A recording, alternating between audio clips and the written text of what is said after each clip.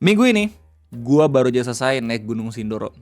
Dan meskipun musim hujan, ketika gua sampai puncaknya, itu pemandangannya bener-bener cerah. Let's go! Look at that views. No filter, no grading. Ini bener-bener pure jepretan otomatis doang. Lu lihat betapa indahnya cakrawala dan juga pemandangan yang dibuat oleh Tuhan kita semua, man. What a view. Padahal gue baru aja beberapa minggu lalu ke Gunung Sumbing gitu ya. Terus habis itu musim peralihan, cuman berkabut dan berangin gitu. Jadi gue bahkan gak bisa nerbangin drone. Tapi ketika gue ke Gunung Sindoro, bro, yang bikin gue sedihnya adalah ketika gue naik gunung ini ada dua peristiwa yang lagi rame banget gue ikutin. Tapi ternyata puncaknya itu terjadi ketika gue lagi bertamasya ke gunung di Jawa Tengah ini. Yang pertama, pertarungan antara Jake Paul versus Mike Tyson. Yang kedua adalah pertarungan antara Om Ferry Irwandi versus perdukunan di Indonesia. Dan ini sangat amat menarik. Dua hal ini sangat amat menarik.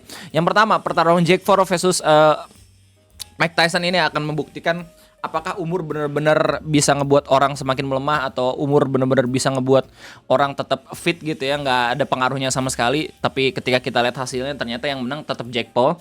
Meskipun Jake Paul menang, tapi kita tetap ngasih respect setinggi-tingginya gitu ya buat Mike Tyson karena dia bertarung di umur 58 tahun. Buat lu semua yang belum ngerasain efek dari umur gitu ya, gak usah jauh-jauh dari umur 20 ke 50 lah. Dari 20 ke 30 aja lu udah bisa ngerasain kalau misalkan umur lu tuh udah tua banget. Apalagi kalau misalnya lu gak exercise sama sekali. Itu ibaratnya kalau lu udah sampai umur 30 tahun ya, kayak ada fitur-fitur muda lu yang hilang. Dan coba lu bayangin ketika Mike Tyson bertarung melawan Jake Paul di umur 57 tahun ngelawan anak muda yang masih umur 27 atau 28 tahun si Jake Paul kalau gak salah. Itu gila. Dia masih bisa berdiri, dia masih bisa mukul Jake Paul, itu udah bener-bener ini banget men, bener-bener keren banget gitu.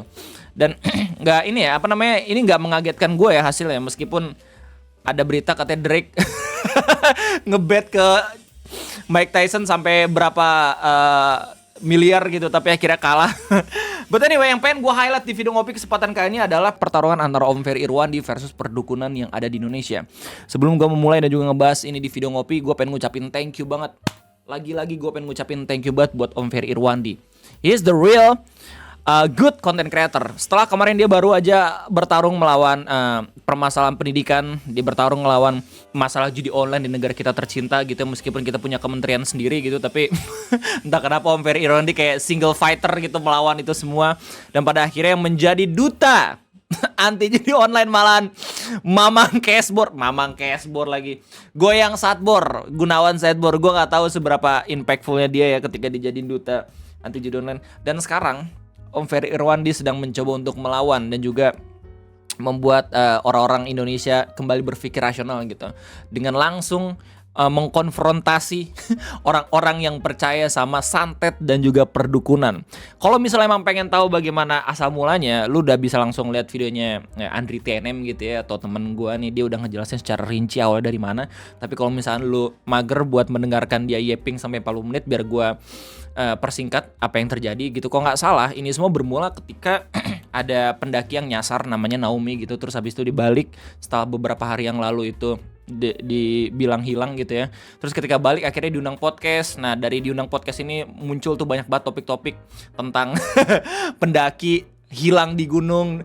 Terus habis itu ketemu mistis dan segala macem lah.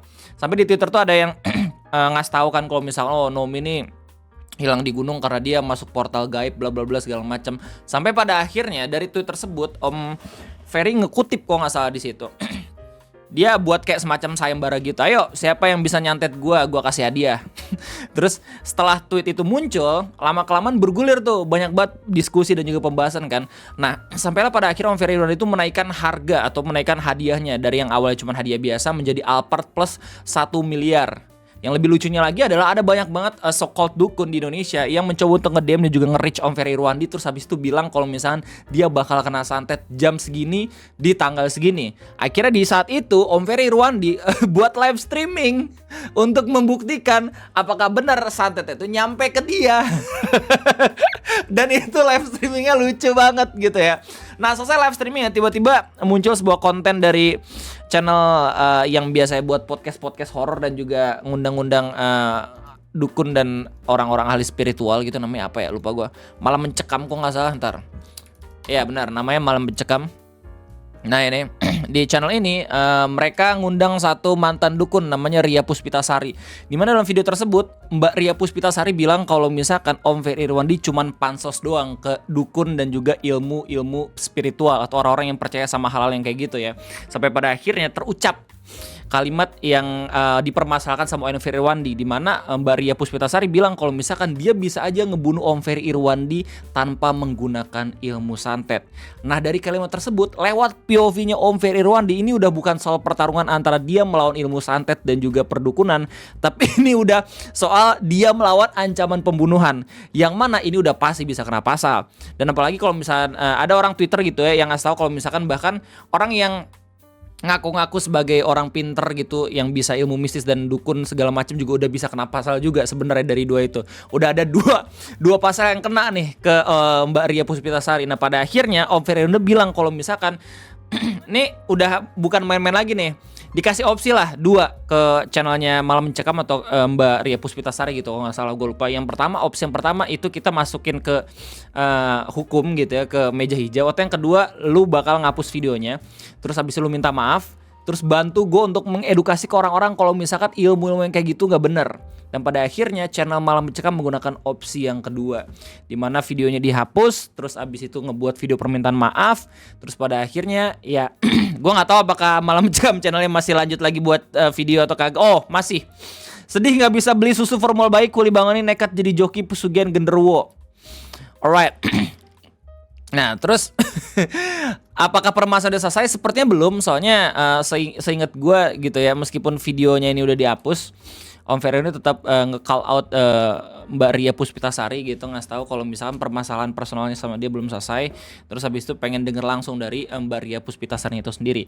Nah update terbarunya pertarungan antara Om Ferry Irwandi versus perdukunan itu ketika ada salah satu media Malaysia yang mengklaim kalau misalkan Om Ferry Irwandi itu dari Malaysia. Sebenarnya bukan medianya sih yang ngeklaim kalau misalkan dia dari Malaysia, tapi ada salah satu akun Twitter yang ngasih tahu kalau misalkan macam tak bener ini YouTuber Malaysia yang satu ini, padahal bukan YouTuber Malaysia. Dan ya ini udah mulai rame ke negara atau tetangga sebelah gitu, sahabat-sahabat kita yang serumpun gitu. Dan emang kalau misalkan kita bandingin sama Indonesia ya, Malaysia 11-12 lah kalau misalkan ngomongin soal santet, perdukunan dan segala macem. Nah balik lagi, di awal video ngopi ini gue udah bilang terima kasih yang besar-besarnya buat Om Ferry Irwandi. Soalnya gue termasuk orang yang sangat amat berhati-hati dan sangat amat tidak ingin membicarakan tentang permasalahan perdukunan, ilmu santet dan segala macam. Soalnya gue nggak tahu apapun soal hal ini. Ya gue udah sering banget ngedenger cerita bahkan dari kerabat atau orang yang paling deket ke gue sekalipun. Ada cerita-cerita kalau misalkan dulu wah gue meninggal gara-gara kena santet. Terus habis itu ada kakek gue juga yang meninggal gara-gara kena santet waktu sengketa tanah gitu di Sulawesi dan segala macem gitu ya. Jadi gue sendiri masih abu-abu dalam ngelihat permasalahan ini. Soalnya kalau misalnya dalam agama juga kan ya, kayak perkara gaib itu benar-benar udah dijelaskan secara cerita kenabian. Tapi berkat adanya Om Ferry Irwandi ini bersama dengan 2 orang lainnya kayak Bang Zawin ya, yang selalu menantang setan di gunung, plus pesulap merah gitu ya, yang selalu menantang ilmu-ilmu pesugihan dan segala macam. Mereka bertiga ini benar-benar bisa ngebuat otak gue makin rasional lagi. Karena gue mikir kayak nggak semuanya itu real dan nggak semuanya itu harus lu percaya. Ya kayak ada sesuatu yang emang harus lu imanin, tapi ada sesuatu yang emang harus lu pikir secara ulang apakah ini beneran bisa kejadian atau kagak. Kayak gitu. Dan itu yang bisa gue dapatkan ilmunya ketika gue ngikutin permasalahan dan juga pertarungan antara Om Ferry Irwandi melawan perdukunan di Indonesia. Gue termasuk orang yang percayakan sihir ketika emang udah diceritain langsung dari agama gue gitu ya, dari cerita-cerita kenabian dan segala macam. Dan kalau misalnya menganggap cerita kenabian itu masih dongeng dan juga mitologi belaka, itu di hampir semua agama gitu ya. Cuman emang perbedaan namanya doang. Semuanya menjelaskan tentang cerita-cerita kenabian yang ada di dunia ini, mulai dari Adam and Eve, terus habis itu sampai ke Abraham atau Ibrahim, terus Isaiah atau Nabi Isa, dan sampai ke Prophet Muhammad itu sendiri. Itu bukan dongeng lagi gitu ya. Kayak lu bakal merinding ketika lu bener-bener percaya cerita-cerita kenabian yang emang lu sempat tahu gitu ya ketika SD, SMP atau bahkan TK itu sendiri tuh bener-bener masuk ke dalam sejarah seharusnya gitu ya. Dimana kalau misalnya kita udah mempercayai kalau misalkan kenabian itu adalah sebuah sejarah, otomatis lu juga harus percaya kalau misalkan ada yang namanya mukjizat, ada nabi yang bisa membelah lautan, ada yang bisa ngerubah tongkat jadi ular, terus ada yang bisa menghidupkan makhluk dan segala macam, semuanya atas izin Allah. Dan lucunya lagi ada dukun yang bilang semua atas izin Allah. Ini agak sedikit rame nih diperdebatkan sama orang-orang gitu. Ada yang bilang kalau misalkan dukunnya bilang atas izin Allah, ilmunya dari Allah, atau bahkan atas izin Allah yang bilang kalau misalkan ya semua yang terjadi di dunia ini gitu ya, segala macam itu semua atas izin Allah. Gue nggak berani ngomongin juga mendiskusikan itu, ilmu gue masih dangkal gitu ya. Cuma jelas kita fokus ke dalam permasalahan antara dukun dan juga Om Ferry Irwandi. Balik lagi, gue ngucapin thank you banget ke Om Ferry karena berkat pertarungan dan juga perseteruan ini gue jadi bener-bener bisa berpikir rasional, dan juga gue bener-bener bisa meluaskan batas dan juga gap antara halal gaib yang harus gue percayai, yang gue pelajari di agama, sama halal gaib yang memang dibuat-buat sama orang-orang di Indonesia. Kayak kalau misalkan santet, ilmu sihir dan segala macam yang benar bisa real, itu kalau bisa dipersenjatai, kita nggak harus memiliki alutista yang modern, anjir. Pak Prabowo nggak harus beli mahal-mahal jet tempur, kapal selam dan segala macem, senjata-senjata OP gitu yang kayak di PUBG dan juga CS gitu, nggak usah. TNI dan juga jajarannya tinggal belajar sama dukun gimana caranya ilmu magis. Udah kayak Doctor Strange, nanti kita punya sektor-sektoriumnya sendiri. Kayak setahu gue ya, senjata yang paling canggih adalah senjata yang tak terlihat kasat mata oleh orang-orang. Makanya kalau misalnya emang dalam medan pertempuran sekarang udah banyak yang pakai drone tempur gitu kan, ya nggak sih? Karena emang secara mobilitas itu bener-bener fleksibel banget dan emang susah terlihat sama kasat mata gitu. Dan apalagi kalau misalnya kita udah punya ilmu-ilmu santet kayak gitu, orang bahkan nggak tahu siapa yang akan ngebunuh gitu, men. Iya nggak sih? Kayak orang tinggal gue ada fotonya, gue ada rambutnya dan segala macam, ini pasti bisa ini pasti bisa kena nih sama gue, dari jarak jauh, bam, unlimited man, itu bakal canggih banget dan Indonesia bakal menjadi negara adidaya dan juga superpower dan juga ditakluki ketika ilmu tersebut benar bisa diterapin di dunia militer. Jadi intinya itu aja, mungkin sedikit pembahasan dan juga kekecewaan gue karena gue melewatkan keseruan pertarungan antara Jake Paul versus Mike Tyson versus Ria Puspitasari versus Om Ferry Irwandi gitu ya. Tapi ya nggak apa-apa lah. Intinya gue udah tahu dan kita bakal lihat perkembangannya kayak gimana. Sepertinya pertarungan Jake Paul versus Mike Tyson udah selesai gitu ya. Tinggal meme-nya aja. Meme-nya udah mulai muncul tuh. Jake Paul kali ini menantang Ma'ruf Amin dan segala macam. Nah itu lucu tuh. Terus habis itu pertarungan antara Om Ferry Irwandi sama dukun-dukun Indonesia kayaknya belum kelar ya. Tinggal remeh-remeh ya. Sekarang udah masuk ke dalam negara tetangga atau Malaysia. Ini bakal epic banget kalau misalnya ada dukun di Malaysia yang justru bakal melawan Om Ferry Irwandi. Jadi kayak ilmunya coba buat dites ke dunia internasional.